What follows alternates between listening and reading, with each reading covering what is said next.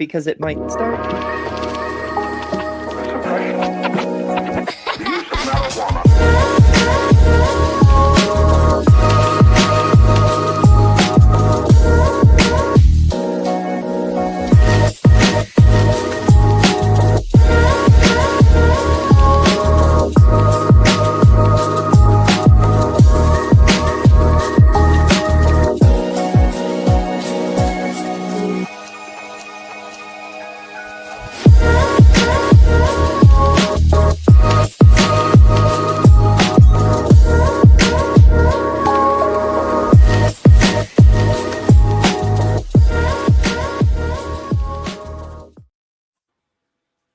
Happy Monday, everyone. It's the last show of 2025, and we couldn't be happier to see a more worthy year fucking go.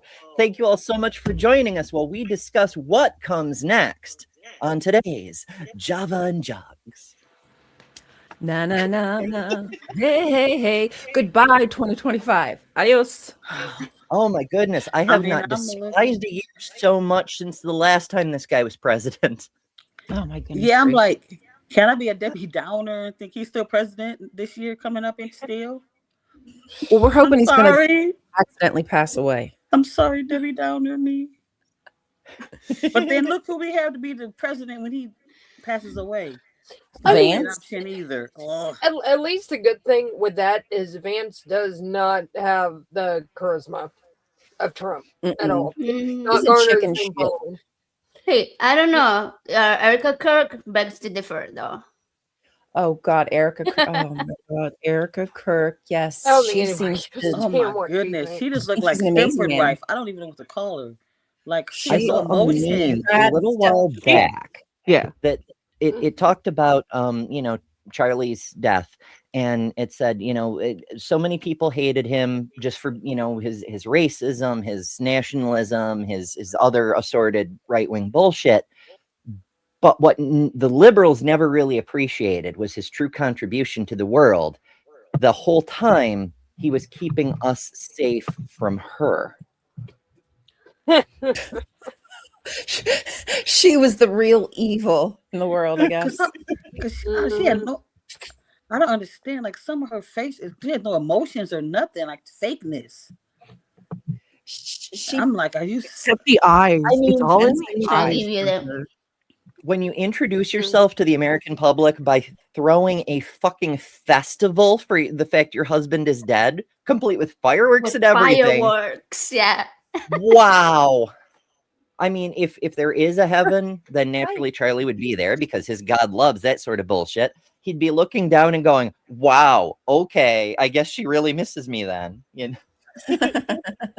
It's like big church. Really, like those TPUSA things I've been watching. It just looks like a mega church with the sparklers and the music and the people flying around. Like, do you guys see the stage? Using reconstructed the area where he was shot, and people were taking selfies. A staged, a recreated stage where he got pow pow. Yeah, well, that's the thing. No, say that's not so.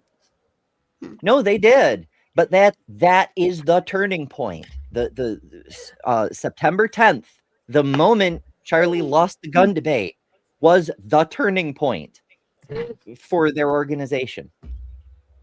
They found it. When what was it? It was another meme. It was it was pointing out how there were two founders of Turning Point USA, and they had two political policies. The one dude, his thing was COVID regulations are stupid and horrible, and he died from COVID. And Charlie's thing was gun regulation is stupid and horrible, and he died from gun violence. And so the response was the dildo of consequences has excellent timing. Oh, jeez. Hoisted by their own petard. For real. Also, I need to figure out how to get a dildo of consequences into the merch store. Ooh. Not a bad idea. I like that idea too. Just holding that dildo microphone. Speaking to the microphone. Hello. I think that's doable. Oh my God. One check two. So yeah, it's multiple layers of irony. It's just unbelievably bullshit. And we've seen a lot of irony this year. Like earlier in the month, a lot of us were personally dealing with some static and some bullshit, and some of us still are. It's fascinating because this particular group of cultists, their whole thing is ostensibly predicated on holding people accountable for the way they treat survivors of abuse. And one of their cult leaders, they had to ignore twice, both when he told them who he is, in that he abuses victims of abuse, but also when he called for people to be held accountable for that kind of behavior. And they're just ignoring everything he says, but holding up his flag while they march around. I'm referring to a few people who showed up on AJ's show last night. If you caught it over on Skeptic Cave, and it was quite an adventure. Oh, I missed it. I missed it, obviously. Sorry that I wasn't there. Just people coming to show support and told me to stop making content. So here I am making more because, like, hey, you want to see more of my face? Yay. That's right. When someone tries to silence you, get louder. Oh yeah. There's actual science behind it. So, as all the world knows at this point, immediately after this show is another show that many of us are also on called Hot Topic. And today we're doing the history of consciousness. As I was looking into the background, because it's a very complicated topic, as you might know, one of the founders of the Black Panther Party got a PhD in the study of human consciousness. So that's neat. We know from the study of consciousness that it goes partly to how behavior works, but also partly how cognition works. That when a person tries to silence another person, it's because they're afraid of what that person is saying, and it's working. Like we learned this from one of the founders of the Black Panther Party. Get louder. Yeah. Their whole aim is just to silence people and to get people to comply and conform and be a very particular kind of whitewashed individual. Actually, individual is probably the wrong word because they don't want you to be an individual. They just want you to be one of us. Be one of Black us. Panther, the evil. Yeah, they felt the Black malicious Panther group.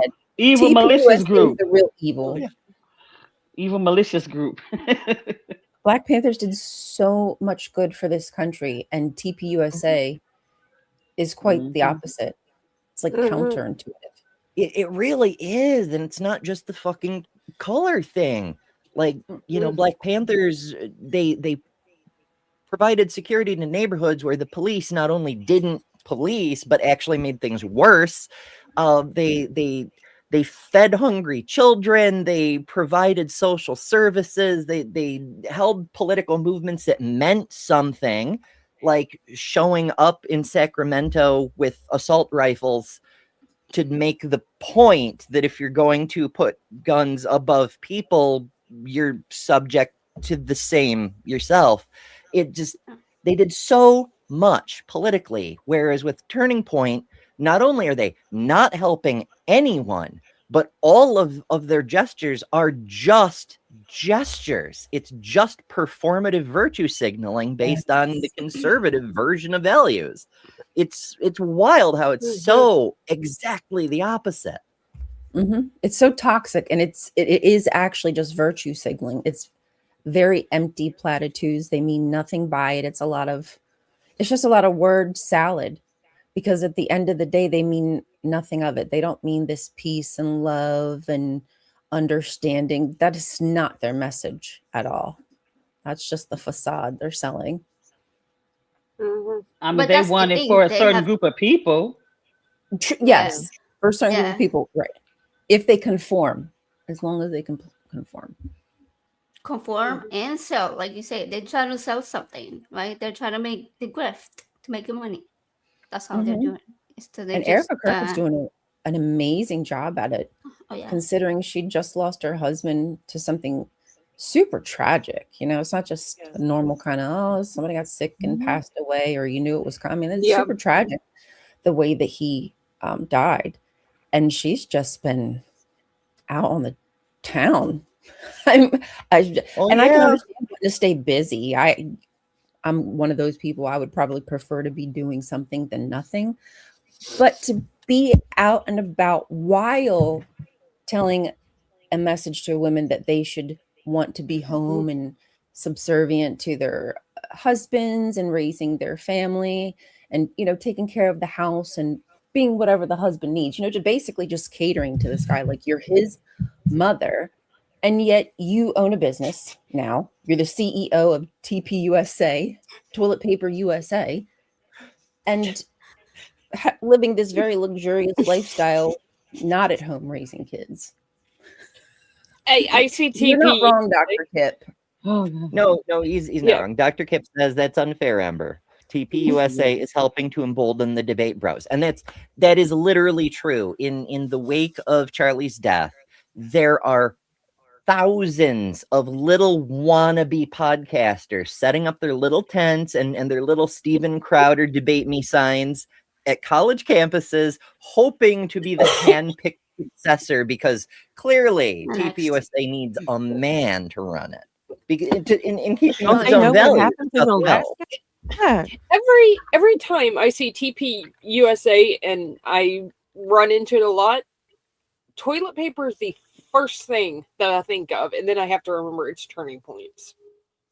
I think that's kind of what they meant, actually, because remember, 90% of conservative politics is trolling. Like they start doing a thing to own the libs, and then they realize their base doesn't understand it was a joke, and so they just do the bit. I'm pretty sure USA is like that too. I mean, their logo is a fucking roll, you know? How could they not know? This, what the arrow is, it's telling you how you're supposed to put the toilet paper on the roll, the way that it's supposed to face. The toilet paper roll, the paper should be coming over top and over, not Thank under. you. That's right. Anybody put it under over here? Because you're gonna be disowned. I read the original patent, which I definitely for sure, because I saw it on Facebook.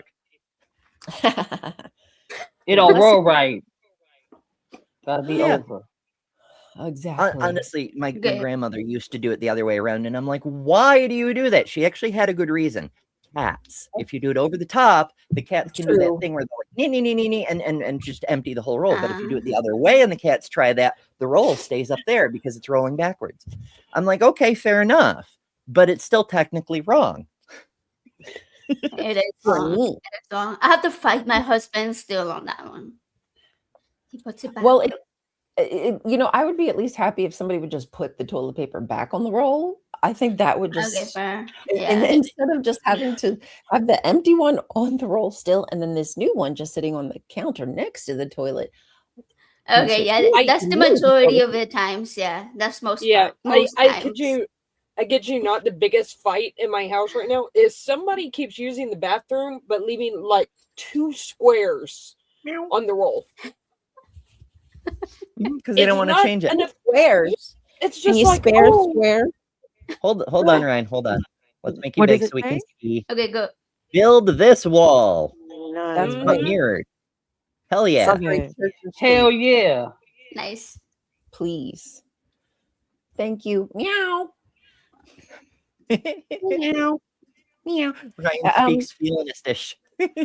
So do you, I know we're talking about Erica Kirk and everything, because how can you not talk about Erica Kirk and Nicki Minaj and Barry Weiss and that whole debacle going on? But do you all do the New Year's resolutions? Do you guys ever do that? I actually wanted to make fun of that today. I mean, like, make fun of it in kind of a lighthearted way, because I know a lot of people still do it, and it is kind of like an appropriate topic for this kind of show. But also, like, I gave up resolutions when I was like 9 years old. I'm like, why am I going to wait until the new year to do a thing I know I want to do? I'll just do it now, you know? do it now. I Just do it. I've tried to do like New Year's resolutions. I think the one I kind of did for a while was not cursing. For a long time, I had not cursed. I kind of cut it out, and then I let it back in. Why? Fucking stop that already. It probably had something to do with religion. Honestly, trying to be I'm trying to be a good girl. I was raised being a fucking sailor, and I ain't gonna fucking say it. Fuck that shit. Avastia lovers. The one thing I've done in my adult life that came close to being a resolution, and it's by a pure coincidence of timing, was giving up cigarettes.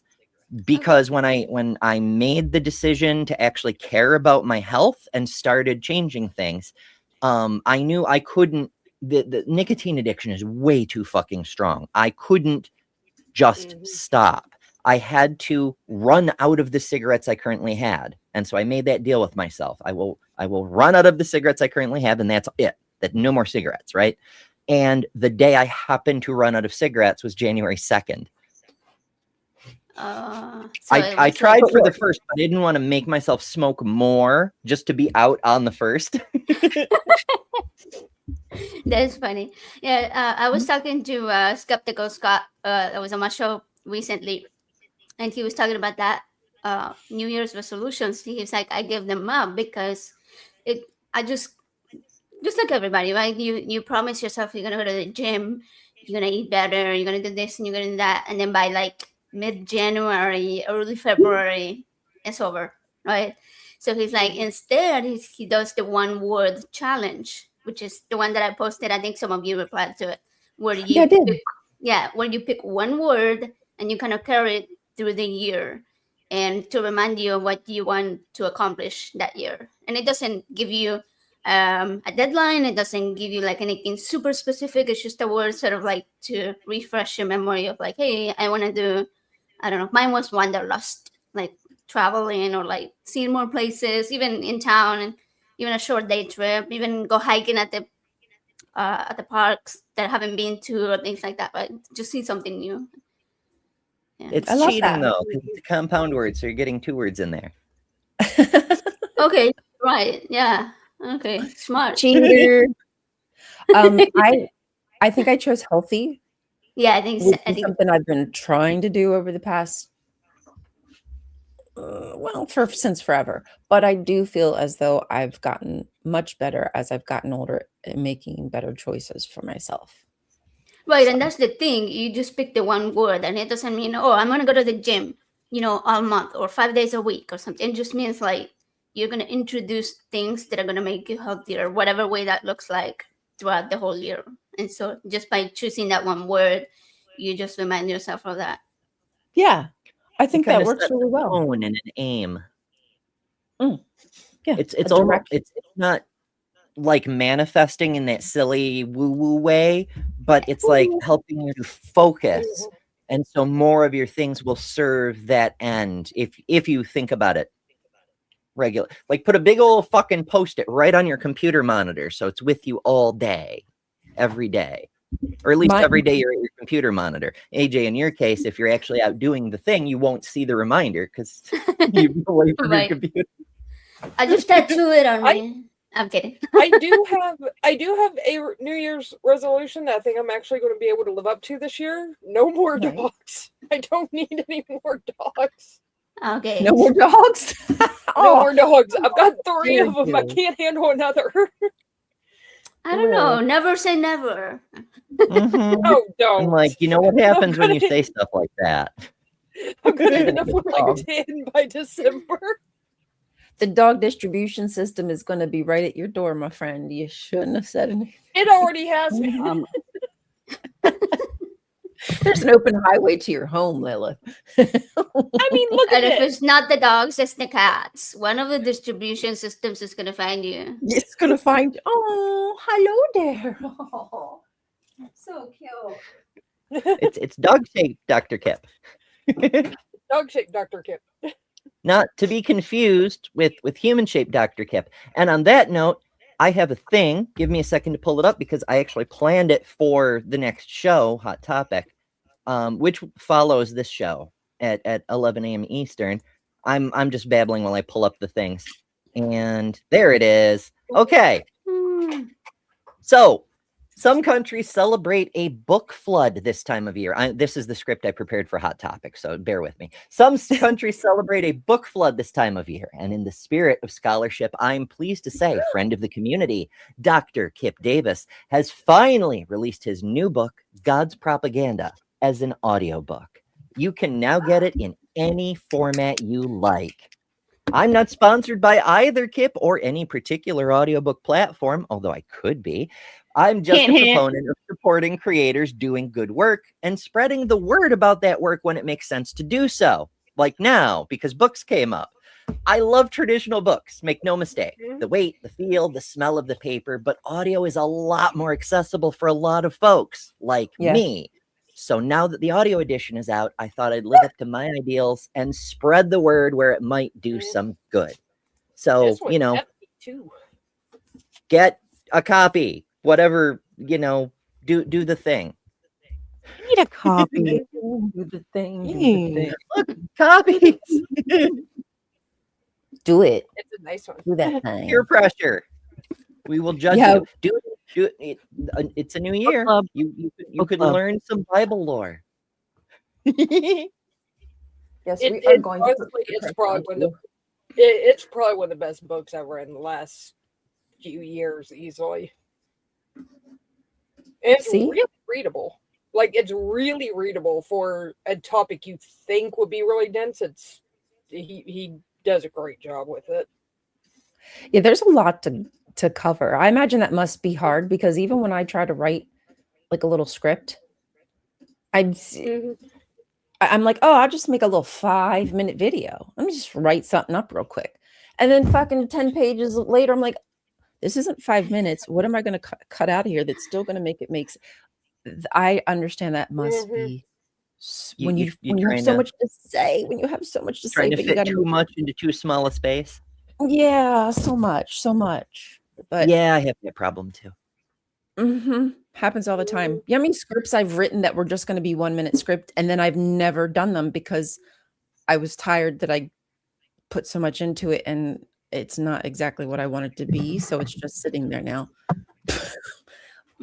Great waste of time. I mean, everything you do is practice for the you next have fireworks. So even yes, I love the effect, but everything, even things that you don't actually publish, it's still practice for the next thing, right? You're going to be better at it the next time. And sometimes you'll use bits of those notes in future projects. See, thank you, Ember.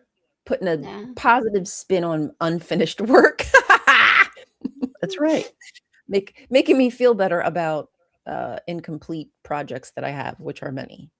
Lots oh my of goodness. WIPs. I know. I understand. I don't want to grow up with that. Not too many. Yeah, I'm a person where like it doesn't count unless I get to put the check mark done next to it. Then none of the effort counted. And I deal with that all the fucking time. That's one of the reasons I can't seem to ever stop working. But and I know I get hung up on things. Like I'll be watching a video that's like 35 minutes long. And I noticed at like the 25-minute mark, they've told the entire story and now they're just repeating themselves. And it's at the 30-minute mark and I have to go do other things, but I'll still finish the last 5 minutes of the video because I want it to be finished, you know? And I hate that. I am the same way. Yeah. But I have so many lists and then another list. And I keep them over like different documents and on paper and on, and it gets so overwhelming. So I can suggest 2 resolutions for the new year for people who are dealing with that kind of shit. The first is done is better than perfect but not done. If you can finish the damn thing and get it out the door, published into the world, even if it's imperfect, that is better than endlessly tinkering with it until it's fucking perfect, because it never will be perfect ever. So just done, get it out, right? Complete rather than perfection. Focus on that.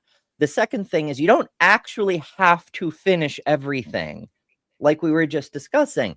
Unfinished projects can still be worth doing They can still contribute to a better future. And sometimes, like, I can't tell you how many great books I've read where the author mentions in the afterword that they started it 20 years ago, lost the thread for it, lost the mode, whatever the case may be. It sat in a desk drawer for 20 years. And then one day, light bulb. And it became the best fucking novel ever, you know? Right.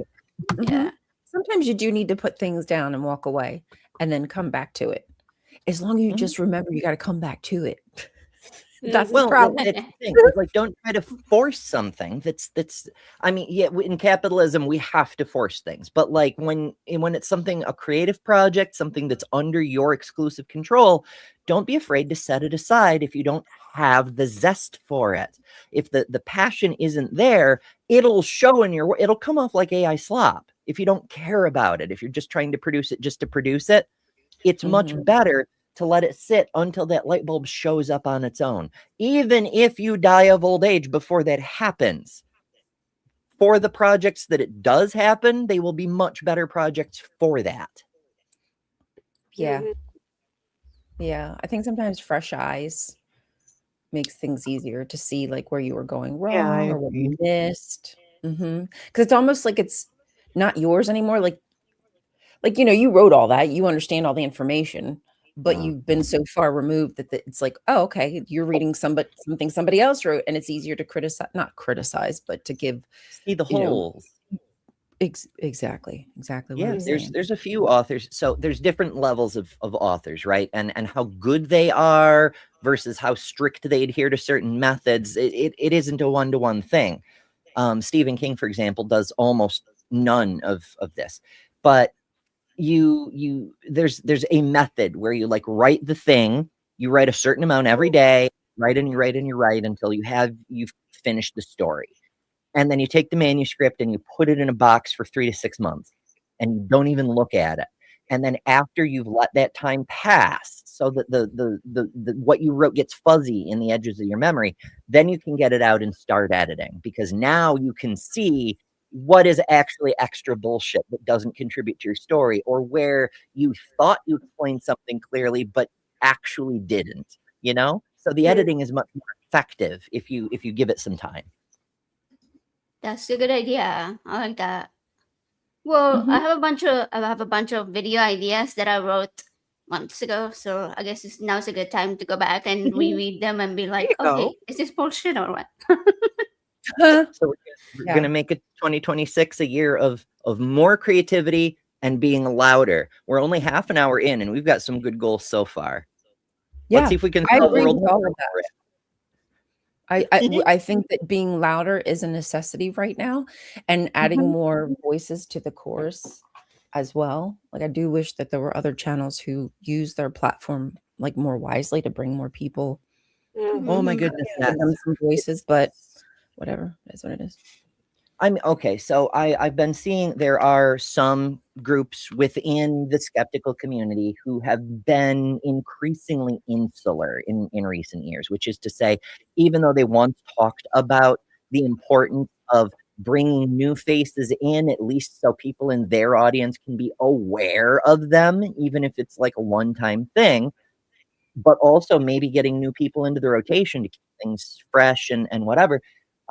They've steered away from that because of various, let's say, traumatic events, but on the organizational level, like they bring someone on not knowing that that person had said something really horrible and it caused drama for the organization. Didn't do their basic background checking, for example. Yeah. Other cases where a person like a permanent host, and then there was an issue with one of the behind the scenes people, and it created a personal rift that caused drama on the channel, and eventually that person had to leave the channel. Like, various things like this have made channels that are all about broadening the community suddenly become, nope, it's just us and only us, and no one, pay no attention to anyone else ever anywhere. You know, we're the only skeptics. We're the only true skeptics. Yeah, it's like bad experiences just taint the whole well. And trust me, I think we've all can say we've been burnt at some point in our lives. But I just hope that I don't want to ever be jaded. Does that mean that maybe I'd be a little more careful and decisive when it comes to bringing somebody into my circle? Absolutely. But I think that we should learn lessons instead of just changing our hearts and changing our goal.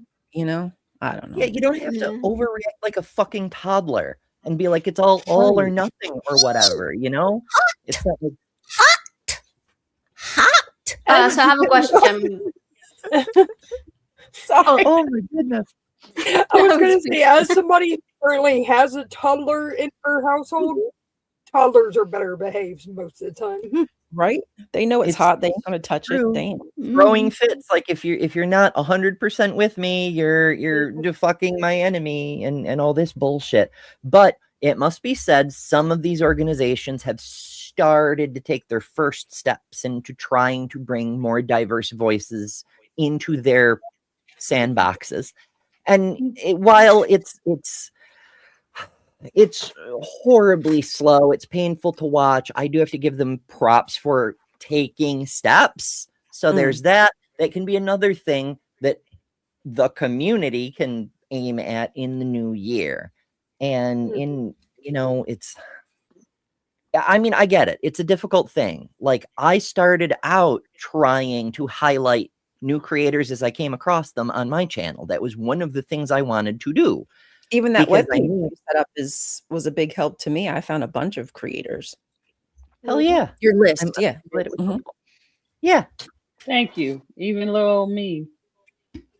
Me too. Well, the size doesn't matter. That's a thing I keep trying to. It drives me crazy. I don't know about that one. The big channels are like, oh well, you're not big enough. You're not a benefit to me to put you on. You won't draw an audience, kind of thing. And I'm like, that's not the point. Like, look at for example, on some of the ACA shows. Some of the regular hosts either don't have channels or have very small channels. It's not the size of the channel that determines your ability to contribute. It's your personality and how you interact with the subject matter and the audience, you know? There is one of my most favorite guests that I've had on my show, Felicia. She doesn't even have a channel. She doesn't want to make content. She just like hangs out on Discord. And I saw her, I think it was on Helen's show maybe. And I was like, I gotta have her on. And she was awesome. So like, yeah, you don't even have to have a channel or anything to be like a really powerful voice or have awesome stuff to say. Oh, for sure. I mean, like, take Jenny Morgan, for example, who, we all recently saw on Purple's 48-hour Christmas marathon thing. She popped in several channels.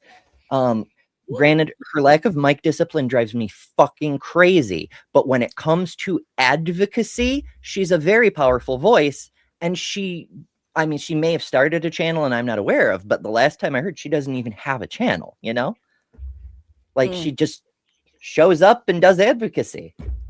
Yeah. Okay, so we're still speaking about goals for 2026, but we didn't hear from Jess, Lil, and Kelly's one word. One word. One time. No, I said my goals. No new dogs. Hold on. Who? What? Both of your talker. Who? Sorry. I put down motivation. Okay. Oh, motivation. That's good. Well, where will I get that from? We shall see. You gotta find fuel from deep down, Kelly. And we're gonna cheer you on too, Kelly. So that counts, right? I'm tempted to write down sanity because I would like a little bit more sanity in my household, but I don't think that one's gonna happen. Sanity. Oh, that's a hard one. What about you, Jess? I'm gonna put myself out there and say anxiety, honestly, because I think that's what's stopping me from releasing more content, leaving my attic of loveliness and just going out and doing things and being part of like community. And I've got so many atheist things near me or within like an hour of me that I really should be more involved with, I think. And I want to make an active effort to um, deal with my anxiety over crowds and people and socializing and doing all of that. And I want to put myself out there and just kind of help if I can help and go from there. I had such a hard time with that when I first started. Like, I didn't think that I was sort of worthy of making content, that nobody would want to hear what I had to say. And the same thing was like my anxiety about being around people in person, because my hearing is a lot better when I am on the computer, right? Because I'm connected directly, everything's quiet. I'm like more able to listen straight to the one person that's talking. I have my subtitles at the top, it's a lot of more assistive Yeah. features that I have, right? Easier to And so in focus. person, yeah, if it's like right, if I'm like at a conference, or if we go to like a meeting in a restaurant or somewhere that's very loud, I had really bad anxiety about not being able to keep up with the conversations, and like people would think, oh well, she's kind of dumb or kind of weird, or doesn't talk very Right. much. And so it's like I had a really hard time with that, but people were so freaking welcoming. And if I had a hard time hearing, people would repeat it, or like, oh hey, let's go to like a more quiet spot, or like doing things that will actually help me communicate with them, rather than being like some people in my own family who, when I ask, hey, can you repeat that, they're like, oh, never mind. Kind of like, I think that was one of the biggest things for me, like people telling me, oh, never mind, like my hearing what they had to say wasn't really worthy for them to repeat it. And so that was sort of my fear with other people, thinking that, oh, they're not gonna care enough to help me connect with them. But that hasn't been the case at all. Now, I'm gonna Yeah, say I get coming that a lot with my from own family. I would Yeah. say this coming from my own thing. A lot of times, if people do piece up, many times I think that if they're not caring what I'm having to say, not really thinking about you may have a hearing problem or something like that. Mhm. So that's my personal problem within me, Yeah. and I know that's not right. I have anxiety really bad. That's how I believe, and I'm up here with you, lovely ladies. Mhm. Like I have. But you fight it, and I I love went. that, Kelly. I'm glad that Oh, you're fighting it. That I even though used you to suffer with it, that it makes you nervous, and you're feeling maybe people are looking at you when no one cares. No one's looking at you. I mean, they are, but you know what I mean? No one's judging you. We're all here to support each other, but your mind tells you something differently, but you're fighting it. Yeah. And I love that, because I think we yeah, all probably have some of that as well. yeah. Like look, Mhm. when I went to a get together yesterday. I knew two people. I do not speak to people I do not know. If somebody doesn't come up to me and speak to me first, I'm not gonna speak. If you're walking down the street, people says, "Hey, how you doing?" I'll respond back. But I've never will speak to somebody first. It's how I am. When I'm at a Black non-believers event, I put myself out of that box because I know what they're there for. So I speak to them. Only that situation. Anything else? And people are like, Kelly, why you not saying nothing to nobody? I don't know them. Kelly. in some ways, I kind of do the same thing. Like I'm very uncomfortable talking to total strangers. For various reasons that have to do with trauma, but that's not important. But when I'm at like an official function, like an event for a nonprofit I'm involved in, or the Comic Con I run, or whatever the case may be, I can set my own stuff aside because I'm like, they're not here for me. Me. They're here for the chairwoman of NocoCon. They're here for the Yeah. speaker at this event. So in an official capacity, I can be like, okay, so here's what you need to know, on that level, and not be all hung up on the my personal level. Yeah. When people come up and they'll say, "Hey, this is like when Lisa did with you and me. This is my friend Kelly," and that's how we connected. So that was different. But if you just want me just to go in the wild, people, oh no, I'm not gonna do that. I know No. that I was actually thinking that. I'm like, that's how we met. Is Mandisa was like, have you met my friend Kelly? And I'm like, did you just Barney Stinson us? Now look at us. Yeah, He exactly. kind of did. It's a match made in heaven. Okay. Oh goodness. But yeah, that was actually the first time I've met Mandisa in person too. So she could have done the Oh, same thing. wow. Hi, have you met Mandisa? You know, I should do that Oh, at the next event I go wow. to. I should just walk up to people That's and be like, funny. "Hey, have you met Ember?" I vote I'm for going this. to introduce you to a friend of mine. Me. Her name is Ember, and you're going to love her. You gotta do that thing where you're And I like, lo- oh, my that friend was over one of there my thinks they're highlights. cute, and then you run over there and you're the friend that thinks they're cute. Me? Now I have to meet Lil and Ryan in person. I know we're gonna have to all make sure we Yeah. get together at some point at some atheist thingy Well, or you something. know, if not to Jog go and back to Jugs. the audience size thing, but if the collective audience of the show gets large enough, some of these atheist events are going to start demanding to have a Java and Jugs live, like just a live show on the main stage kind of thing. They're gonna demand it happens all the time at I'd Comic be Con. down for that. Like Hint, hint. Hint, hint. yeah. So if y'all want to help with that, there's a very easy way to do it. You can push the YouTube buttons, whatever channel you're on. You can hit the like.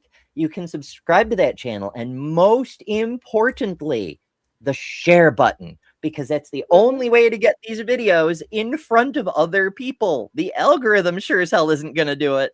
Oh Lord Jesus. So Oh, send the us to people who might enjoy this kind of content, but also send us to people who would hate this kind of content. That red hat uncle who thinks women shouldn't be allowed to vote, piss him off. Fuck him. He'll give us a lot of interaction, Yeah. a lot of algo boosting. And even if you don't like the content, just hit the down button. It's still an interaction, right? Oh, hey. Leave a comment. I'm telling an us how atheist. much women I shouldn't love be you, allowed to Esther. make content. Where you been, Esther? Yeah, I love you, Love Esther. you. We love Woohoo. you. It's good to see you. Esther's always live. So if you're, I want you on my show one day. Yeah, you should do that. I'm Would be not good. familiar. that I'm would gonna be have to good. go subscribe. Yeah, She's amazing. She is. She discusses a lot about evangelicals in like different countries in Africa and like pastors who are doing crazy things, sexual things, just weird stuff in front of their church, or stealing, all those kind of scandal type stuff. Yeah, it's lots of fun. Cynthia just had her on her channel heard that. recently. On the Roots Matter, Cynthia McDonald. Yeah, she was just on her channel. She was also a guest on in the Cut the Black Non-Believer channel a couple years ago when I first when I first branched off to become affiliate leader. She was the one of the first guests that we had when I came on. But yeah, she's amazing. Yeah, Esther's cool AF. So make sure you're subscribed. Do it. Right. I mean, That's I haven't checked out her content yet, but I will take your word for it. And that means your New Year's resolution: find more atheists. Subscribe to Esther. Subscribe to Esther. That's the first one. Boop. Done. okay. And there we go. All One right. thing I now did do you've during that added. marathon, I subscribed to everybody that was in the marathon. I've been trying to watch some of their content. Some I already was subscribed to, but it was I think there others was I probably wasn't like out. 5 to 6 people I'd not Didn't heard know. of. Yeah, I should go so through and I'm do the gonna same go look thing. for it. Yeah. Then I got a membership to the Rabbit Atheist, so I'm like, let me watch them because somebody gifted me a membership. Oh yeah, that's Ed fun. Raby. He's a trip. I've never. Yeah, I was like, let me watch them because I just got a free membership. Yeah, okay. So I've updated the website that Ryan mentioned earlier with the list of creators. And there's Esther, the Afro Atheist. Yay.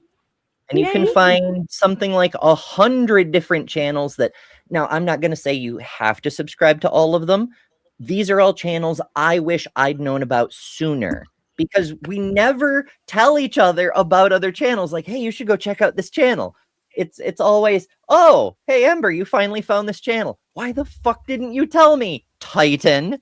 So I've made a list. All the channels I wish somebody had told me about sooner. Esther's on the list, and you can also find all of us on that list. All of the Java and Jugs hosts and our This side is the side you need to be paying attention to. This is the best side right here. Yep. The highlighted side. Those are the best content creators. So yeah, do find all of that. I should clarify for anybody who doesn't know, betterthanember.com. All the stuff is there. The creator stuff is the creator tab. The Ember store I talk about, where we have the Java and Jugs on a mug. It should be a Java jug. I don't know, whatever. Designed by Jess. That's in the store. And if those sell so that to the point that the producer sends me money, then that money will go to Jess because it's her design. We also have a fundraiser for RAIN, the Rape, Abuse, and Incest National Network that helps domestic violence victims and others. There's a, what is it, a shirt? I don't have my links on this software. There's a beautiful model over there. Yeah, there's stuff that isn't just like, even though it's the Ember store, it's the point is there's things that go other places in there too. I'm bad at talking. It's early. Well, Hey. we are here for the tangents. Yeah. Nice, There's Spoopy. science and Good spooky. to see you. Happy Monday. Science says, how the fuck did you not know about Esther? Because like I was just saying, no one tells other people about other channels. No one is saying, hey, you should check out this channel. It has really cool stuff and you might like it. That's why I made a list, because no one tells them anyone else. Now you were told. Okay, I also did not know about Esther, and I just subscribed. So yeah. I met Esther on Skeptic Haven, I think, years ago. Oh yeah. Oh, Okay. cool. I didn't know that. That's nice. Long time ago. I feel Esther, like she's I met the Esther. I didn't Afro-atheist. know Esther had a channel, because that's another thing we don't do. And I maybe it's like considered a faux pas, but like when we run into each other in other spaces, like on say Skeptic Haven, for example, we don't often go, hey, I'm also a content creator, this is what I do, because it feels all self-promoty. But if we don't say so, then other people don't know, you know? Mm-hmm. Gotta spread the word. Isn't the best form of advertising is just word of mouth? Isn't that what the MLMs say? It's what they say, yes. I guess we've been under the same rock, Ember. I was also under Cozy rock. Same here. Don't worry, we'll get you out of the rock. I was not under a rock. You I was knew. not. I knew. Kelly knew. For once, I knew something that the rest of y'all didn't know. Finally. Yes.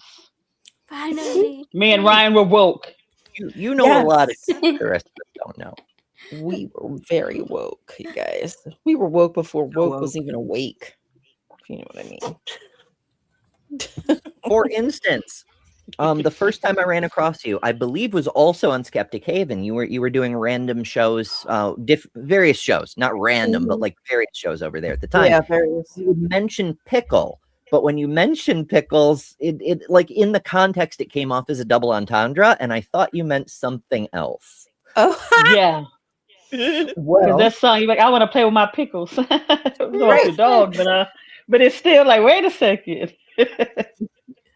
And I like speaking of playing with one's pickles, see what we Do we did need there? a- See what we did? Do we need a little break? Do we need... Smoothness of this segue. Let's play with our pickles.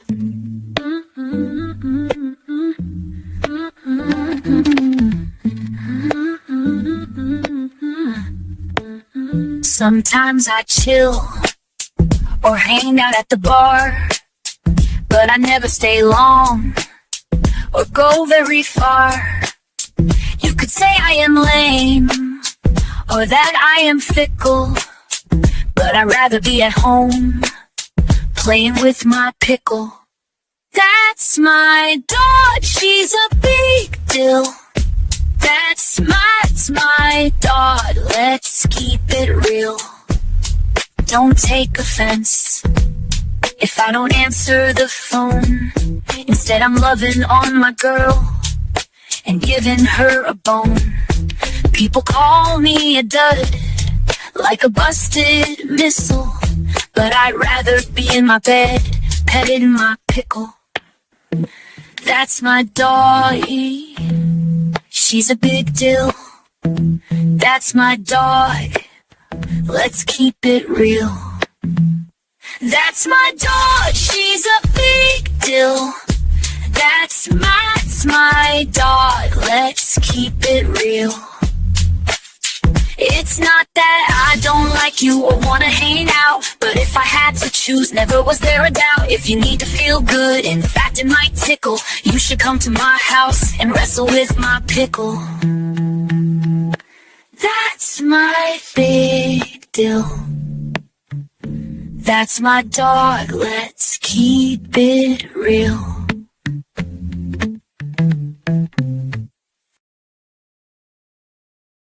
All right. Give it up for What the about dogs. more music videos in 2026? If we combine forces, we could probably produce enough clips and shit that we could do a whole show without ever actually having to be on camera. We can just go from music video to music video or whatever. We probably could at some point, like if we just needed a day where we, for whatever reason, it was a Monday and none of us could be here, we just have a recorded show of all of our of just clips. Java and Jug clips. Several like the ACA shows this week were all like replays of like the best 5 calls of the year or some shit, you know? Like we could do that too if we really wanted. Like TV shows used to do that all the time. Like when they needed a week off, they were a week behind in their production. They either rerun a show from earlier in the season or they do like a best of clips thing, depending on how much money they wanted to put into preparing the missed episode. Yeah. It's funny when you're at the season or the part of the show where they're, you know, you've gotten through so far that now they get to do that rehash thing for whatever reason. Maybe they're being judged in a courtroom, and so they start reliving all of these events from past TV shows. It's like, oh, okay, it's one of those shows where they're basically going to spend 1 or 2 minutes with the actual person, and the rest of the show is just going to be clips of stuff we've already seen. Not that I mind those shows, but you know, every once in a while you just, oh, it's that time in the show's life, the life cycle, where now they have enough shows behind them. Well, time to watch a new show because this one's just about run out. Oh my goodness. What was it? Maybe I can't remember exactly which show. It may have been Scrubs, it may have been something else, but they did a show making fun of clip shows where they would like it was just a setup after setup. Like they'd each get like a one-liner that would set up a flashback. And so the actual new content in the show was like 15 lines and the rest was just clips. The characters would be like, remember that time? And then they'd do it, you know? I guess it saves some money and maybe even production time. I mean, probably, but also like doing it in a self-aware way specifically to make fun of that format. I mean, yes, it's also lazy for the same reason, but it's a valid point because it had been getting so overdone in the television production industry. Like soap operas, my fucking gods. There's some episodes of some of the longer running ones where there'd be a dramatic reveal and a character would walk in with a stylish goatee and there's a flashback showing where the same character without the goatee mysteriously fell out of an airplane or something and everyone presumed he was dead 2 years ago, but now we find out he survived the fall. Like you know, are those soap operas? Yeah. Yep. I mean, it's so. I used to watch them. Which one did I watch? Maybe Santa Barbara, but only because there was nothing on TV at that time when I came home. Those were the days where you had only a few channels, and so those were the days of our lives. Those were the days of our now lives. I'm talking about Santa Barbara when Eve got raped. That probably was one of the most deepest episodes of all the soap operas. Y'all remember that? Yeah, I didn't. Yeah, that was really but that was really touched. Man, they went through a lot of. I Yeah. think she actually won an award for her acting for that scene and everything. Then Are you some find out the purpose police officer that helped her was the one that actually did it. Oh man, that was. Are they But it still was on? one People still watch them? Santa I don't think Santa so. Barbara left. There's some Young and the Restless is still there. They ain't going nowhere.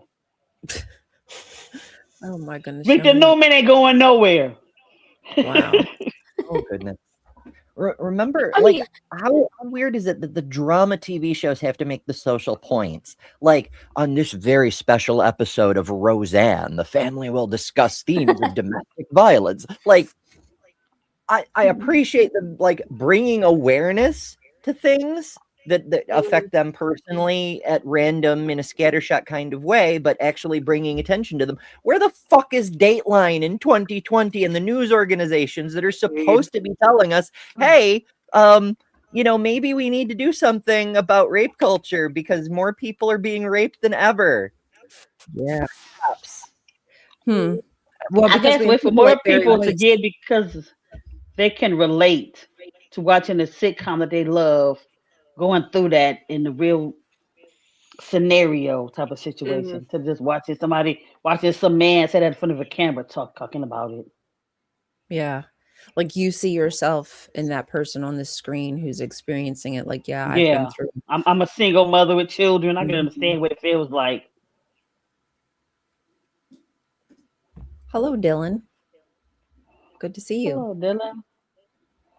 Never Hello. seen you, but Happy welcome. Monday. Happy almost end of 2025. And back in the day, I used to make movie posters just for fun and practice with Photoshop. And I came up with a poster for the what was it, the 2016 inauguration?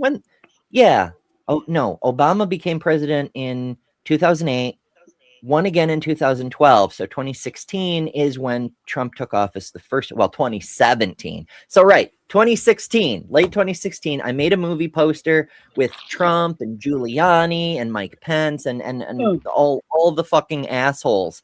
And in the background, I had, like, in red and kind of faded out like the ghost of Darth Sidious, a gorilla. And I titled it Harambe's Revenge. Yeah. This time the subhuman primates will smash everything or something like that. It just and sadly, I thought it was a joke. But yeah, Harambe's Revenge. It all went wrong with Harambe. That's where we skewed into the Biff Tannen found the Betts book timeline. Fucking hell. McFly. I want a different timeline. Is that possible? Yeah. Okay. I have another question. Oh yeah. Business is really, really trying very hard over there on the side chat. Trying to convert out of us sinners and give us salvation and all that fun stuff. Yes. Thank you, business. I have accepted Jesus into my heart now. Oh, praise the soul! Didn't pass the tax rebate. What if we made the church with secular women, and then we would all be tax exempt, right? I mean, I've heard Jesus likes to be inside things, but I'm not sure hearts is his first choice. I don't know. He's not that kind of guy. The last time I heard, he was busy getting nailed by a bunch of Roman soldiers. Okay, so he likes things inside him, not lube. Gotcha. No judgment here. No judgment. Yeah. No. We're big fans of all flavors of the rainbow. He walked around with 12 men. At the end, he got nailed by more. Like, yeah, if it's consensual and safe, you good to go. Yeah, I don't care what you do. I mean, also, it's worth noting that preference notwithstanding, Jesus may not have had the equipment because, he did he only had XX chromosomes, not right? have a Y chromosome. So yeah, so he was trans man Jesus. Trans man Jesus. Right. That's why Okay. he was all about love. He was a fucking hippie. He's like, guys, why can't we just have peace and love for everybody? Love everyone, literally. And also table flipping for the fucking capitalists, which honestly also valid. Yeah, he got a little perturbed when he saw people in the temple defiling it. So he went and, what you normally do. You just go into churches and you just start throwing shit around. Isn't that what you do when you are frustrated with the church? Exactly. Well, okay. So as many of you know, I've told the story before. Wells Fargo, the bank, stole my house along with a bunch of other houses. They did a kind of equity theft fraud thing that it was before the 2008 bubble bullshit. That was a later thing. They just doubled people's payments over and over and over until it forced them out of their houses, and they got held accountable for it by the state of New York. They paid the largest fine a corporation had ever been fined in all of history for very, very illegal mortgage practices. Not that it got me my house back. So when people say to me, what would Jesus do? I think of him flipping the money lenders' tables in the temple, and I'm like, that Jesus I can definitely empathize with. Because we got to put the me in empathy, right, AJ? Heck yeah. Heck yeah. You always gotta make it, about it's somewhere in there. If it's not about you. We're making fun of one of AJ's callers on a show last night. Oh god, yeah, that was pretty terrible. That was pretty terrible. Like there was a crazy caller. Yeah, basically trying to debate how well it was a whole ass mess of a call, but there was this part where all of a sudden atheists are terrible people, and because the other host Erin and myself were saying that we are empathetic people, that we don't need a child to die in order to be inspired to help other human beings. He was like, oh well, but like I can't have empathy unless something happens to me. And he was like, I only have empathy for homeless people because I was homeless once. Right. It's the Republican view. It's we only care about it when it affects me, And wow, that's crazy as hell. The worst part was that we were talking about my co-host having lost her nephew to childhood cancer. And this guy was like, well, this was God's way of inspiring his parents to find a cure for childhood cancer. And we were like, no, we don't need our child to die to be able to help people, find a cure. I was like, I donate time or money or whatever I have, whatever resources I have to childhood cancer organizations, not because I had a child die from cancer, but because I don't want that to happen in the first place, right? Like okay, there was a it's time actually somewhat worse than that, because Erin kept saying my nephew, and the caller kept saying no, it was my auntie. I didn't say he was so not listening to anything anyone was saying. He assumed everything was about his story. I know, it was and so she would bad. specifically say my nephew, and he'd be like, no, I never said anything about my nephew. It was my auntie. Like, fucking hell. And even after the call finished, they finally wrapped up with him because he was not listening to anything. He goes off in the side chat about, I don't know why they kept saying auntie. It was my nephew. Or no, other way around. Whatever. Yeah. Dude, you're still not listening to anything ever. But AJ wasn't the only one to do a show last night. Lil, you had a birthday yesterday? Do I have that right? What? Do you plan on doing one next year? Hopefully, yes. Hopefully I'm still kicking. So hopefully I'll be here. Better be. I'm looking forward to it. So you did a couple of things. You did a birthday stream on your own channel, which is Lilibel Trades for anyone who isn't subscribed yet. And I am now shaming for not subscribing, because you absolutely should be subscribed to all of us. Just throwing that out there. But you also did a guest spot on one of the objectively best shows on the entire internet, Bad Science Sunday. You It were was the so much guest of fun. honor.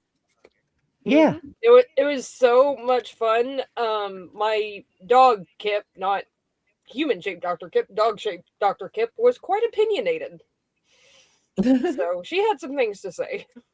Oh, no I doubt. think And you know, when the dog shaped doctors have opinions, you need to pay the fuck attention.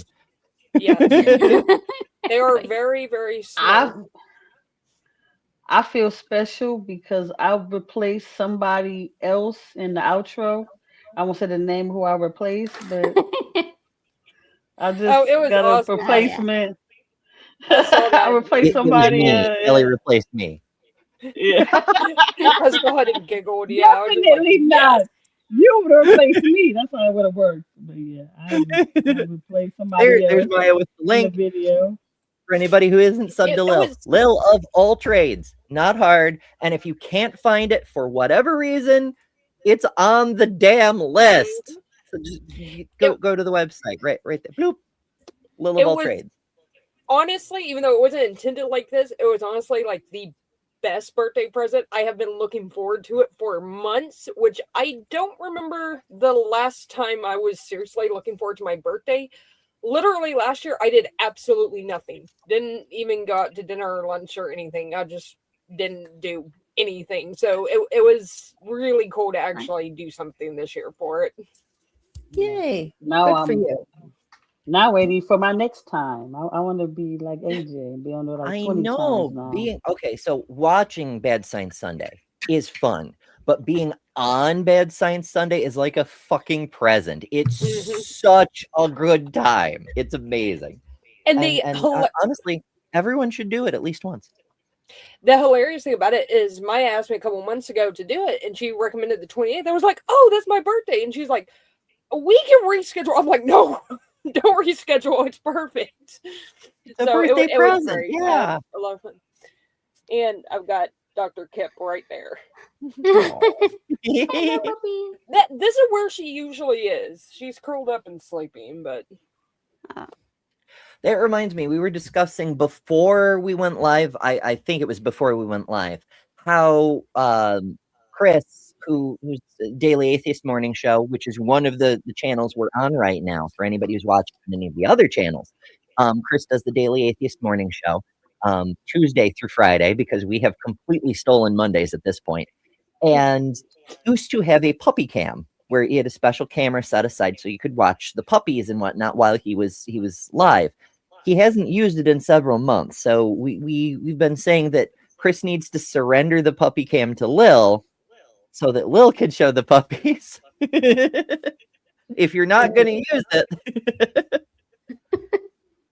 I actually do want to do a puppy cam because like I've got a big bench because they like jumping up here with me, so I've got a space that they can jump up here and they're always right here. So yeah, a puppy cam is necessary. So we'll just pipe you through in the morning, your puppy cam.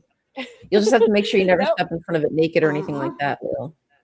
Or yeah, if you want to, I've heard YouTube allows that sort of thing now. So whatever.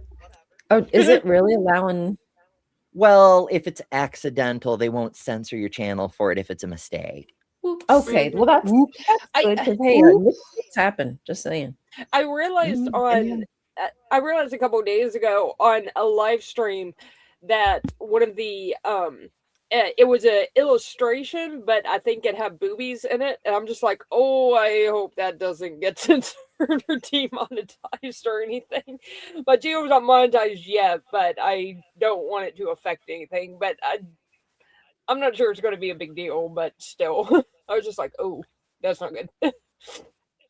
I like to use hate to art. do this, but I'm gonna have to drop, guys. The windstorm is at a yellow and might be moving to a red, so I got to get out of the attic.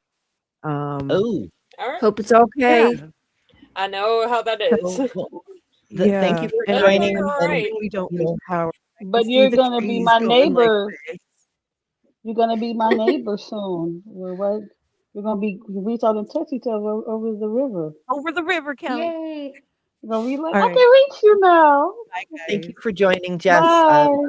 sorry about the weather, but definitely be safe because we want you with us in 2026 also. We love you. Stay healthy and don't die. And we love I you. love you guys too. Love you. Also, since we were Try not to saying- die is my perpetual. It's not even a New Year's resolution. It's just what I try to do. So far, I've been mostly successful at it. Sometimes I miss a bit, but oh my goodness. So it's Just blows Jess's me away. coming I know, out she's day. hot, isn't she? You know, so some of us have to come out of the closet. She has to come out of the attic. That's true. Oh, that's a good one. It's an adventure. Oh my Yeah. goodness. But yeah, lots of the country. That's another thing. Are we going to have a world next year? Because it seems like the weather severity is upping faster than even the most catastrophic predictions anticipated. Like we were getting stuff like, oh, by 2050, sea level gain will reach a certain point that we start to lose cities, or in some cases, entire fucking countries. There's a Pacific island nation that is being evacuated because there will be no island in a few more years. The whole nation just won't exist. And you know, we're looking at that kind of stuff, but we're getting like hurricane winds just sweeping the continent over and over. We're getting heat waves and intense cold waves, like intense deadly cold waves and just storm after storm. Like the weather is completely out of fucking control. I mean, in fairness, the weather has always been out of our control, but it's become chaotic and irregular in a very destructive way. And if this continues, which is to say, the current pattern not only doesn't normalize, but continues to get more chaotic, how much longer will we have humans to experience weather, do you think? I do not know, yeah, but I trust the scientists, and I trust that we're having a greater effect on the planet than people are willing to admit, or just because they don't care. It's probably the bigger problem. They don't care. Yeah, I mean, we have we can trust the scientists. Science generates answers. It tells us what's happening and things we can do about it that are likely to be effective. And then we just not do anything with that information because our politicians are much more interested in chasing all the Latinos out of the country, you know? Yeah. They're the real problems. Or crossing out information. Latinos are the real problems. Yeah, or because they don't think they're gonna need this earth for much longer, and you know they have eternal life somewhere else. So like, who the fuck cares about this house? Yep. The earth belongs to Satan, and they're going to have a perfect, everlasting, spiritual, I don't know, otherworldly, dimensional kind of, however they want to explain it. So this earth is just something for them to use. They're not stewards of the planet. It's more toddler logic. It's that bullshit little kid elementary school playground thing where they're like, just you wait till my daddy gets here, then you'll be in real trouble. My big god daddy, my invisible daddy in the sky. My sky daddy. Yeah, like even my family. Do you know who my daddy is? It's like even my family, who tends to be like fairly conservative and didn't buy the climate was changing. They've even noticed how drastically the weather has changed here, even in the last 15 years. Like 15 years ago, we had 2 white Christmases in a row.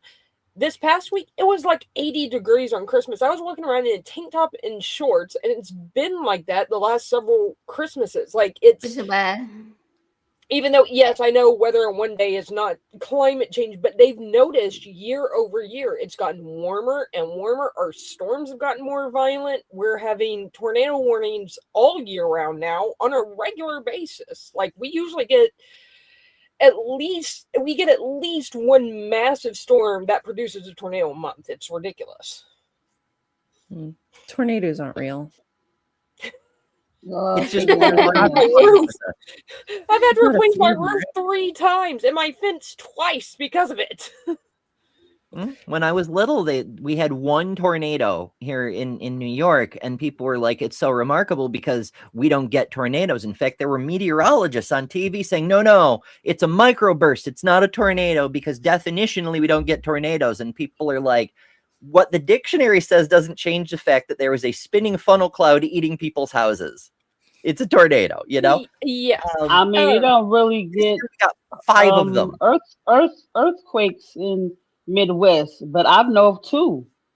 Yeah. That we've got. They were large ones, but we still got them. 2 earthquakes. Anybody who knows me knows I'm a little bit of a weather and geology nerd. When I lived in Indiana, just a little. Whenever I lived in storm Indiana, chasing. I'm gonna watch a YouTube video. I would love to. No kidding. When I lived in Indiana, I was coming down here for like a visit for my family and stuff, and I was driving. We stopped somewhere in Illinois to eat. And the second we sit down, I get an alert on my phone that there was an earthquake in Bloomington that I could have felt at my house if I was there. Only one that's ever happened to me. About a week later, when we left, we stopped at the same place to get to eat, which is just kind of like mine and my son's tradition that we always did. I get a tornado warning on my phone from my parents' house in Texas. I was just like, why am I missing all this? At least if it's going to be there, let me experience it. They can miss me. I'm good. I did a I'm California. the person that's going to be in the middle of the street, like filming the thing until it's like right on top of me. I want to see I saw Twisters. I want to do storm chasing. Although the one time I actually did get close to a storm, it was raining so hard you couldn't see it until it was like 100 meters away. Oh my! And then you just crap your pants. It's like, oh shit, I'm dead. Yeah. I remember having to go in the hallway and sitting, tucked like that. Because you could feel a little shaking. It wasn't that bad. A little shaking.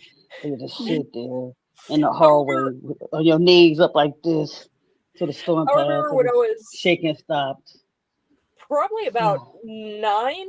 Me and my dad were on the front porch. We were watching this massive storm come in. He runs inside to check the radar, runs outside, scoops me up with one arm, scoops my mom up as he runs through the living room, throws both of us into the hall closet, is like, stay there. And apparently there was a tornado like less than a mile away when that happened. Like, I still remember that crystal clear. Growing up in Tornado Alley, what can you do? Yeah, you gotta that kind of thing. It just... Yeah. I actually, when I was little, I was a big nerd as well. I know, shock and surprise. No one saw that coming. Really? So I designed. I got into architecture so I could design my own house, and one of the houses I designed was a hobbit hole.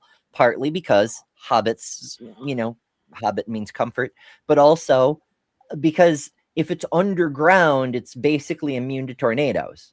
Because tornadoes they'll like dig up a little channel of dust or something, but they don't go into the ground. So if your entire roof is earth, and I don't mean like moss shingles, but I mean like your house is built into a hill, you're immune to tornadoes effectively. Now flooding, that may be another issue, but that's why you want to build into a hillside up the hill, right? But anyway, I designed this house specifically to make it tornado proof. And I don't know why we're not doing that in tornado zones, because it's actually considerably cheaper than importing fuck tons of pine and all this other shit. Well, like here, for instance, you can't have stuff underground because the soil underneath, it'll just destroy it in like 10 years because it shifts so much. So there's, I think, one person who has a tornado shelter in our neighborhood. They got it about 10 years ago, and it already needs to be replaced because it's already cracking.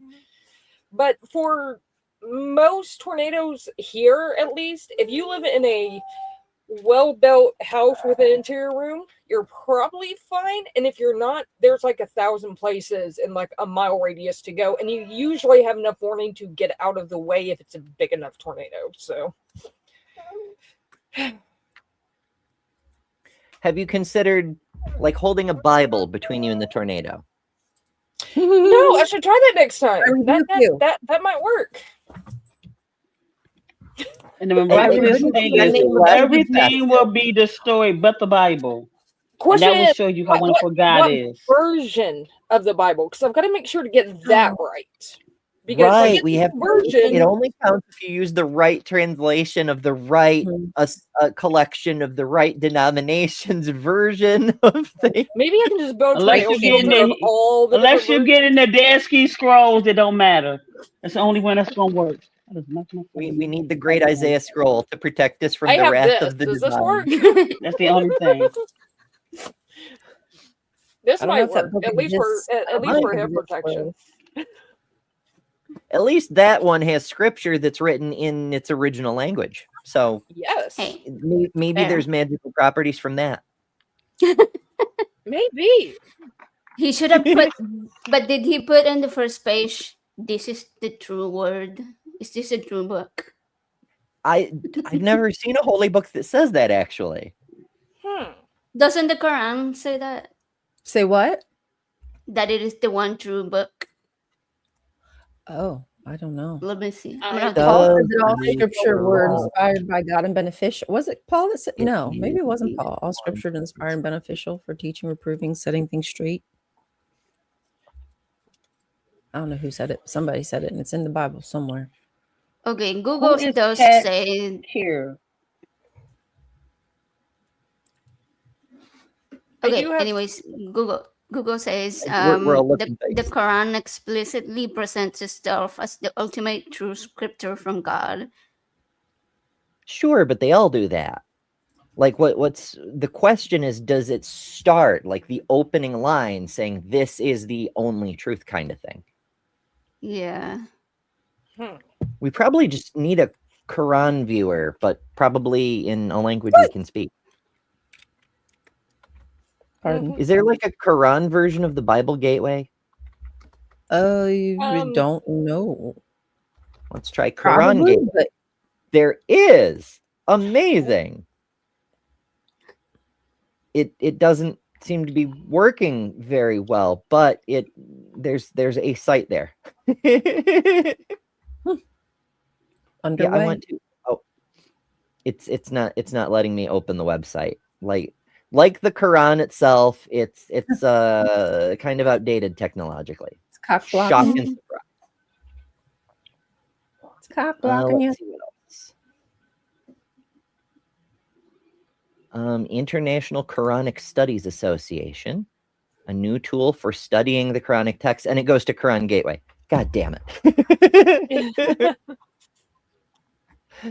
Allah, what have you done? Your followers are fucking ridiculous. I mean, Jesus's followers are fucking ridiculous too, but like in a different way.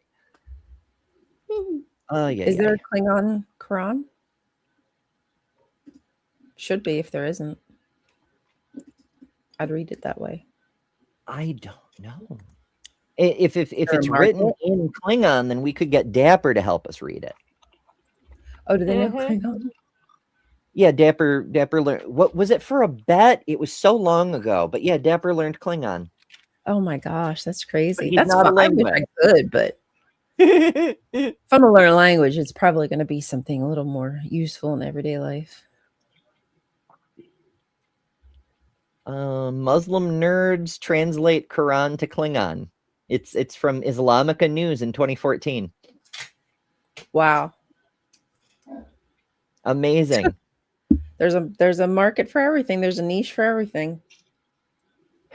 I mean, well, the important thing is that there's fans of Star Trek in every group of humans.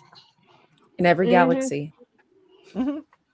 Like that's how universal Star Trek is. That even Muslims love it, Christians love it, secular folk are like, this is the future liberals want. Like the only people who hate it are like illiterate people who wear red hats. They're like, oh, socialism. Look at everyone with equal rights and healthcare. What a terrible future.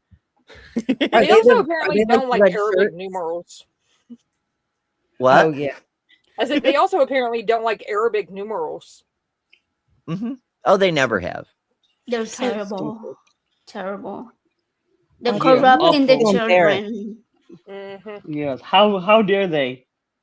That's the same level of embarrassment of that blonde girl saying that Puerto Rico isn't one of our whatchamacallit. Yeah. You know what I'm saying? Like territories. Yeah, derp. What's not part of the United States? They speak fucking hell.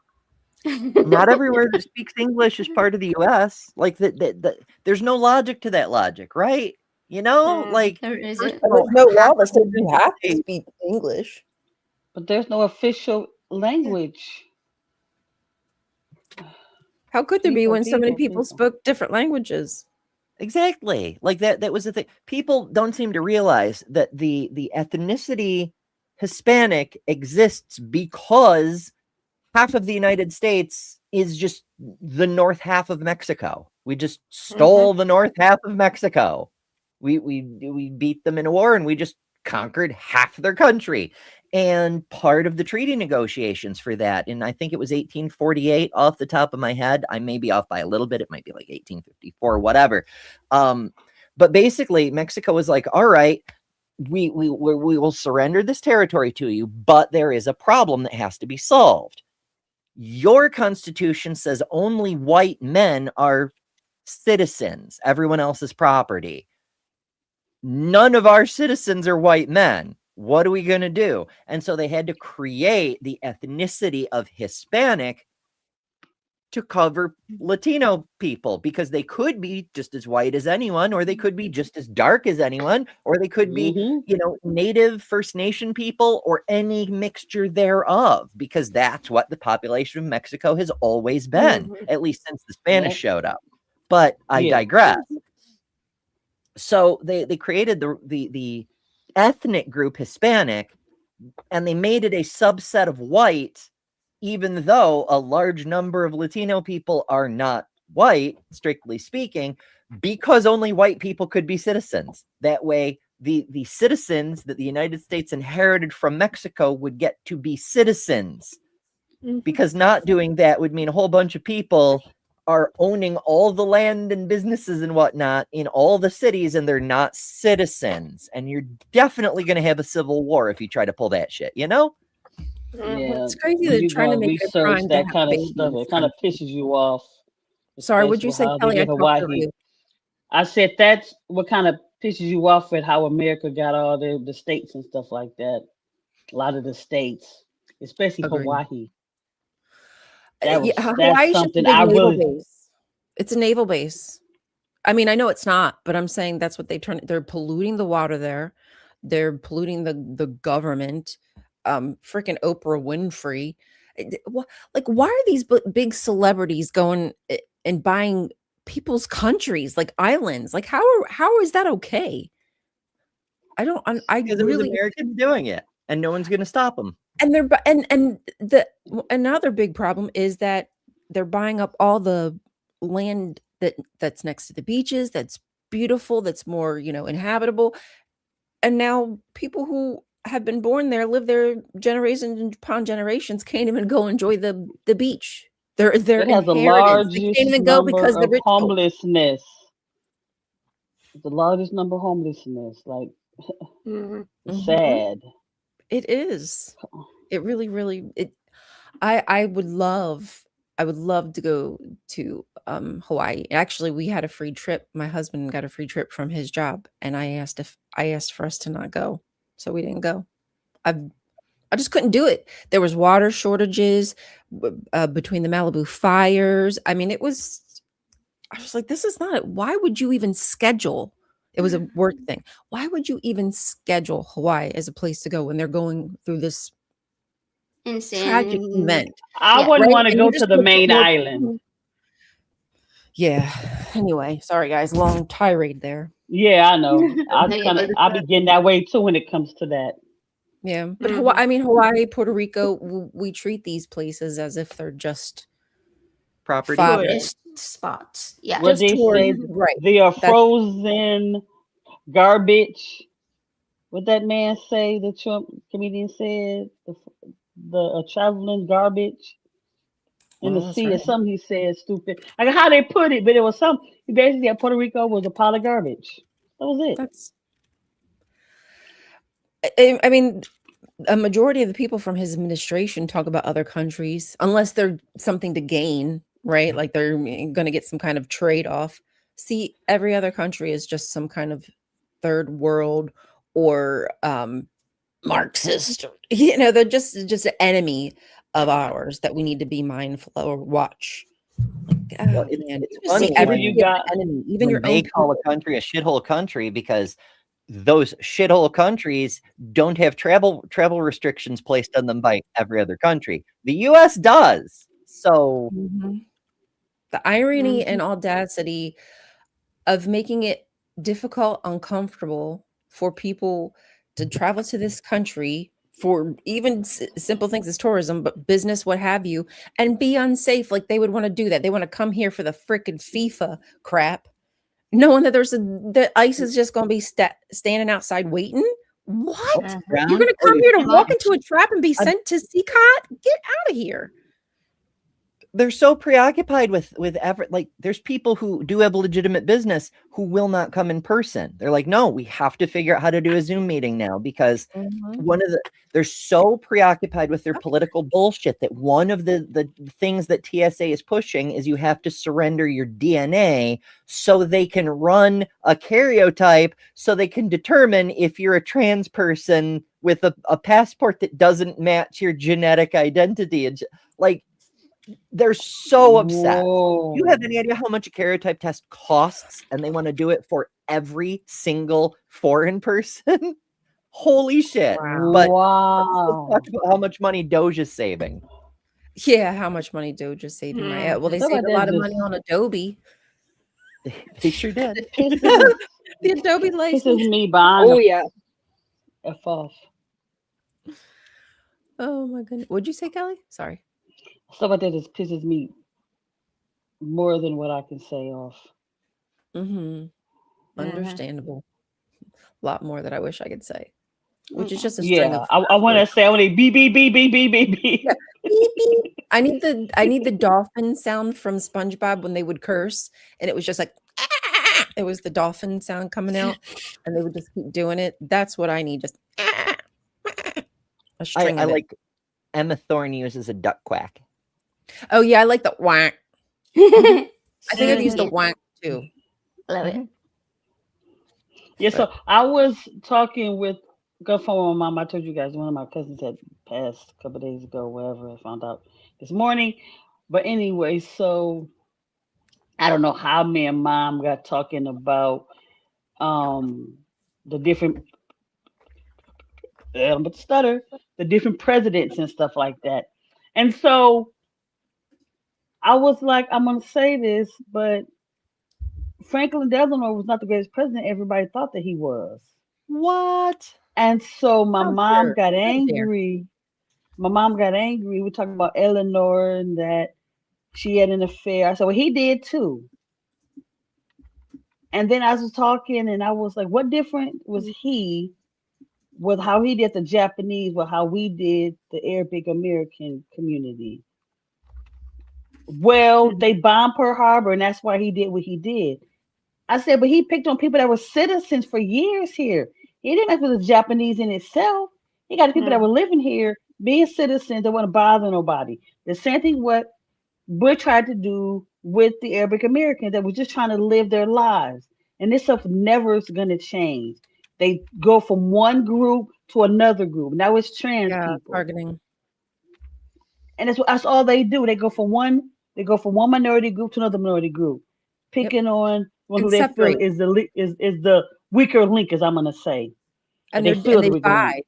They try to divide because groups who are marginalized know that their strength is in numbers, and with realizing that the fight that you're fighting for your own group is likely the same fight that another group is having. And though, I mean, the Israel specifically said that they were going to ramp up Islamophobia in order to get people to dislike people who are Muslim. And I just yesterday or the day before unfollowed an XJW because they just went on some Islamophobic tirade.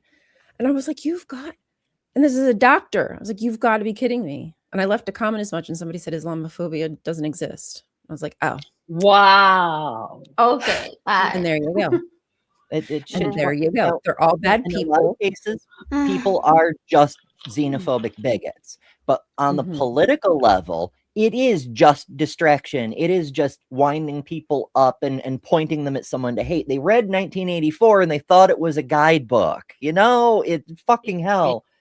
And they're transparent about it too, because we saw that they went directly from hating Black people to hating gay people. It was like the day Ruby Bridges got into school, they started talking about, oh, we need to deal with the gays now. You know, it was like, right. And as soon, like 2015, as soon as the Supreme Court ruled that they couldn't ban gay marriage anymore, like the next day, they were having strategy meetings about how we need to take all the anti-Black and all the anti-gay rhetoric and copy and paste, do a find and replace kind of thing, and make it about trans people. Which is why, if you look, it's the same arguments, it's the same rhetoric. It's seed design creationists of bigotry. You know, it just it's so transparent. But the dumb fuckers who are proudly illiterate and don that red hat, they don't know any better because they're proudly illiterate and ignorant of all of history. And they're okay with it. I don't understand that. Safety, and that's what gets me when it comes to the different minority groups and how we get marginalized and how we don't stick together. It's sad. Like during Black Lives Matter protests, many of them were attacking trans people. Why were you doing that? I don't understand that. Yeah, that's sad. It's like you're not getting it. It's like you're almost there. You're almost there. It's like the bottom line is like, let's stop dehumanizing people. Can you get to that bottom line? Can you realize that like that's not helping the situation by just directing the heat to another group of people? That's really what you want to do. You want to take the heat off yourself so you can point it at an even smaller marginalized. Like that's absolutely fanatical. Right. Like, Maya says, what was that movie? Hold on. What she said? Hold on. Okay, go ahead. Sorry. Yeah, Maya says it's a little facetious. They don't have meetings for that. Idiots just find the same talking points compelling. Partially true. What I'm referring to with the meetings is the think tanks, the propaganda mills, like the Manhattan Institute or Mass Resistance or whatever the fuck that group in Houston who made up the trans people in bathrooms thing, which was actually just repurposing Phyllis Schlafly's "What if gay people in bathrooms" thing. You know, it's there are people who get paid to come up with this bullshit, and they do have meetings, and they just throw all of it at the wall and see what the idiots go chasing after. It's professional red herring development. It's all rich people. Like behind all of the think tanks and the lobbying groups, it's people with a lot of money who just want to, I don't know, take from the people who've gotten them the wealth that they have. They're workers, the everyday people. They want more power. It sadistic. Like they must be absolutely sadistic to have all you have and then continue to you see an 18-year-old boy, which was fucking Charlie Kirk, and decide you want to pump millions of dollars into him because you like his rhetoric, because he's divisive. Wow. And then people tout that, wow, Charlie Kirk, he built this from the ground up. Oh, honey. He got an influx of cash. He was flush. Anyone with millions of dollars could make like a good business or use terrible talking points to come up with a think tank or organization like Turning Point. give me a break. There's nothing special about any of these people other than they're attached to some kind of rich mouthpiece or zaddy, if you will. It's paying them the big bucks just to spread their hatred. Oh, and it's true for all of them. Like so many people, like Candace Owens, for example, she started out as a lefty, and then she went to like celebrity gossip posting, and then Dennis Prager was like, "Hey, we need a black person who's willing to be contrarian." And she's like, "Oh, millions of dollars? Absolutely, I'm your girl." And she worked for Dennis Prager for a few years before she started working with Charlie Kirk and then the Daily Wire, and just Daily it's Wire, the yep. same thing every time. Like as soon as Candace left Prager's employ to go work at the Daily Wire, they hired Amala Ikpanobi to replace her because they need a black woman willing to say, "We need to suck white daddy's dick or the country will fall apart." And she gets millions of dollars for it. And you know what I noticed too? I did an Erica Kirk video, and so I was just looking at some of like the TP USA website stuff. And I found it interesting that like on the education pages that there's a lot of black children. Like, you know, it's like they're intentionally, because what I'm saying is the JWs do this same kind of messaging. They'll use black faces in their advertisements, if you will, because that is their key audience. Honestly, they're starting to bring in more people of color into their group than any other group. Why is that? They understand that representation does matter, no matter how much they bitch about woke. They complain about virtue signaling because to them that's what they're doing. They're just virtue signaling. They're like, "Look at us, we're inclusive. You see yourself in our ads. Come be with us. Come give us your tithe money and shit." It's fucking like they say every accusation by the conservatives is a confession, and it's so much more true than we ever fucking believe. I can't believe that I mean, I know why I didn't get it at first. It's just the level of gaslighting you start to internalize, and you think that you're like, it's all my fault. The reason this bad stuff is happening is all my fault. And they're so they're so good at that, aren't they? And you just ignore the problems because it's obviously just your fault. Like freaking abused, like an abused person. What could I do better? Well, I mean, that's also partly because they have a large degree of control to our education system, our media, our entertainment, etc. And so they've created this echo box in the culture. I mean, from the ground up, from education, they're making people dumber on purpose, because the dumber people are, the more susceptible they are for those red herrings, for those distractions, for the bullshit propaganda they're peddling, the outright lies they're peddling. Christians are being slaughtered in Nigeria. We have to intervene militarily for some reason. We have to bomb people to save them. Don't you guys know that if you drop bombs and murder innocent people, that's how you save them? You can thank Texas for that one. Ted Cruz started that stupid rumor. It's a fucking dumbass. I really wish I understood how you can bomb yourself into peace. That concept is... Well, technically, if you bomb everyone, there will be peace. There will be no more violence. Okay. Yeah. So I guess that's okay. Well, then they got billions of more people they've missed. We're working on it. We all got to take a number. They're doing it slowly through our food and not letting us get vaccines. Right? Remember the Georgia Guidestones? How it said you have to reduce the population to like 500 million? They're working on it. Oh yeah, I'm sure. They have to do it carefully though, because like they figured out that you can't just release a disease vector and hope it kills only the poor people. That doesn't actually work out for you, because it kills at random. It doesn't kill enough people, and it does kill some of your special people who are differentiated by having larger bank accounts. Yes. Yeah. It's so fucking collateral damage. Yeah, collateral damage, and justifies the means. Yeah. As long as people are dead and suffering, then God's work is done. It's God's will.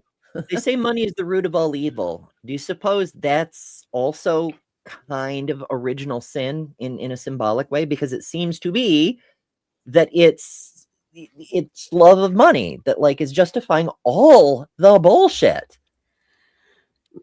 Well, if it's then the church needs to stop asking for money, and we need to start taxing them MFers. When we said eat the rich, we were talking about the churches too. Yes, honey, I'm talking about big box church. Y'all need to be eating Yeah. bite by bite. Let's start chomping and chewing. Let's do Those it. Swallow, churches that are swallow. converted stadiums. Yeah, because it I seems mean, like the smaller churches are do more than what the bigger churches do. yes, because I think they're more organic. They're more local. They care about the people, the Yeah. outreach. But these big churches, it's all about the prosper gospel. If you give, you will get. So give, give, give. And all the root of your problems in your life is because you're not preaching Come enough, you're on, not get praying that. enough, you're hanging out with the wrong people, you're not focused on your Bible stuff. Like they'll just give you, it's like the worst pep talk in the world. You can do this. Get You your got get this. your $50 Wow. blessing. What? Yeah, all blessing. If you do God's will, He's gonna bless you, guaranteed. So And by doing God's will, you got to donate. You got to give to the church all your money. that's right. And I have to scoot soon to prep for the next show, but I Oh, want snap, yes. to I want to leave y'all with a bit of wisdom for the new year is the understanding that you don't have to actually send organizations money to earn your way in the new year. You can do better on your own by yourself, but you don't have to do it by yourself because whatever your disposition in life, there are people waiting for you to be in community with them, including a community like this one for skeptical people who believe in the voices of women and diverse individuals, regardless of sex, gender, ethnicity, all the things, right? If you're a good person, even if you're religious, but you want to learn, you want to be a better person, you're welcome here. However, if you send in love offerings, I can guarantee you will get more of us in the year to come. So with that, I'm gonna That scoot. part. Join me in a few minutes on Better Than Ember if you're not over there already. For today's hot topic, we're doing the history of consciousness because we're doing science and history and philosophy stuff now, and I fucking love it. So I hope you join us there. And otherwise, y'all have yourselves a wonderful fucking new year and try not to die. Yay! Happy Bye. New Year! Happy New Year! Happy New Year, Amber. Wait, I am also gonna step out to get ready for Amber's show because I want to join, but I gotta take my puppies out first. I was figuring you was gonna join. I figured. Yeah. I was like, if nobody else Give joins, it's Shell gonna be AJ. Yeah. Do you have to shill anything quick, or you just got to go? Oh, what am I doing? Like shows and stuff. Yeah, if you have Right anything. now, I don't have anything scheduled because I'm working on January's schedule, but I have lots of plans. And I'm gonna have Sydney Davis on, my twin. Oh, you forgot about me, huh? Oh yeah, you're right. Oh my god. I feel so hurt now. I know that's because that's like on the second, literally the second day of January. So it's melding into my December. Okay. So yes, Kelly and I I can't remember which order, but one of us goes first and the other one goes You second. go first. Right. Okay. We're gonna do both of our shows on our channels, but we are gonna be on each other's channel. So you're gonna see our faces probably for like, I don't know, 3 or 4 hours straight. Something like that. We'll see how Sorry long. about that. Sorry about that. I apologize. I apologize. You're gonna see me. Yeah, that's gonna be fun. I'm excited. That's gonna be a good way to like start our year, right? Because it's like literally my first. I wasn't thinking myself. I ended my year with Lil, and I'll start my year with you. Love it. I'm excited about how that. you do it. I need to have Ryan somewhere in the middle. Oh, make a sandwich. I know. Ooh. Does anybody else have anything they want to shill before we go? All right, I'm gonna step out. Okay. Bye. AJ just said me and her, and then I have Eli Slack coming on the 3rd, and then I'm gonna be on Cynthia McDonald channel, The Ruth Matter. Nice. On the 4th, tell them the dates right, and then the 6th it will be a Council of Kelly's. The Council of Kelly's. So yes, Kelly Detroit Atheist Queen Kelly, Kelly Laughlin, and Godless Granny Kelly. We'll be doing that on my channel. So that's what's going on right now for the first week. There'll be other things Nice. coming up after that. Awesome. So you're gonna make get sure y'all sick. So you're gonna get sick and tired of me. Nah, not at all. Make sure y'all are subscribed Never. to Detroit Atheist Queen, por favor. And Lilith, you got anything? Not really, not other than the stuff that I'm usually up. I'll probably be doing a couple live streams off at random times through the week. So we'll see how that goes. Awesome. All right, guys. Make sure you're giving Lil of All Trades a follow as well. Thank you to everyone who joined us today. It's great to see you. Don't forget to join us here tomorrow again at 9 a.m. with myself and Chris on the Daily Atheist Morning Show. I just released a video on Erica Kirk, just kind of my opinion, not a deep dive or anything, but just some of her problematic behavior. So check that out if you will. And on that note, I hope you all have a great day, a great holiday. If we don't see you before the new year, I love you, lovely ladies. Thank you for being here with me today. Love you too. See you guys soon. Bye. Happy